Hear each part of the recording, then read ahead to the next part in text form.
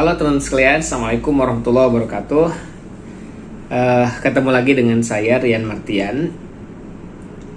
Di video kali ini saya ingin sedikit menceritakan tentang apa sih esensi dari pengelolaan sumber daya manusia di dalam organisasi Anda. Mulai dari bagaimana Anda merekrut, mulai dari mana Anda men-training, mulai dari Anda melakukan performance management, penilaian kinerja, sampai kepada memberikan gaji, bonus, bahkan mungkin manajemen karir dan organisasi Anda. Sebenarnya tujuannya buat apa sih sebetulnya, gitu ya. Nah, jadi begini teman sekalian. Di video-video sebelumnya saya sudah sampaikan bahwa kita memang tidak mungkin bekerja sendirian ya. Pada awalnya kita ketika Anda menjalankan sebuah bisnis mungkin Anda lakukan sendiri. Ya, seiring dengan perjalanan waktu Anda mulai membangun sistem, Anda mulai merekrut orang-orang. Harapannya adalah ketika mereka bergabung dengan organisasi Anda menjadi membesar karena semakin banyak orang yang bekerja dengan Anda, artinya akan semakin banyak resources atau orang-orang yang bekerja dengan Anda. Ini kan kata kuncinya adalah bekerja. Nah, tetapi tentu saja bekerja yang dimaksud bukan hanya asal kerja, tetapi bagaimana caranya mereka itu bekerja seperti Anda, seperti kita, business owner-nya. Dalam artian apa? Dalam artian mereka produktif, dalam artian mereka berkontribusi, dalam artian mereka menunjukkan performance yang sesuai dengan harapan oleh Anda semua.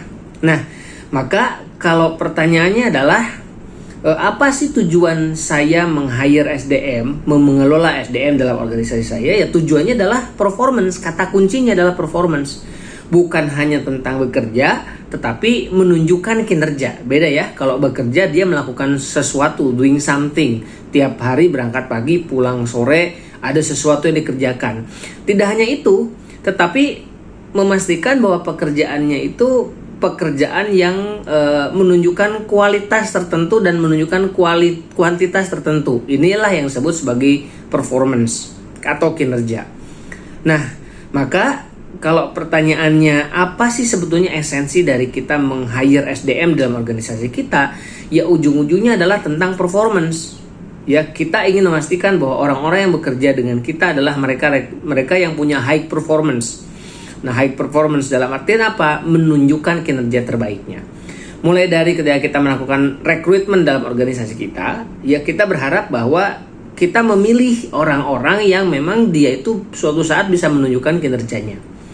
Kemudian kita melakukan training. Harapannya adalah dengan training itu kita bisa mengupgrade kompetensi mereka. Ya, kompetensi itu bisa jadi pengetahuannya bertambah, keterampilannya bertambah, kalau ada attitude-nya berubah. Nah, tapi tujuan dari kita melakukan training itu adalah performance yang nanti bisa menjadi sebuah behavior, perilaku dia, dan dia menunjukkan hasil-hasil kerja pasca pelatihan itu. Nah, kemudian ketika kita ada performance management, misalnya dengan menetapkan job desk-nya buat dia, ada SOP-nya, ada penilaian kinerja, di situ ada KPI-nya bahkan, ya tujuannya apa? Ada key performance indicator itu, ada KPI atau disebut dengan key performance indicator atau indikator-indikator yang menunjukkan seseorang tuh kinerjanya bagus. Tujuannya juga adalah berbicara tentang masalah performance, ya, mengharapkan bahwa dia itu mengerjakan sesuatu dengan standar indikator yang kita buat atau yang disepakati.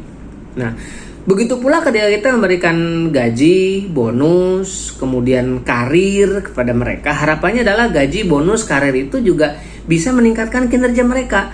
Jadi semua aktivitas manajemen sumber daya manusia dalam organisasi kita pada prinsipnya adalah performance.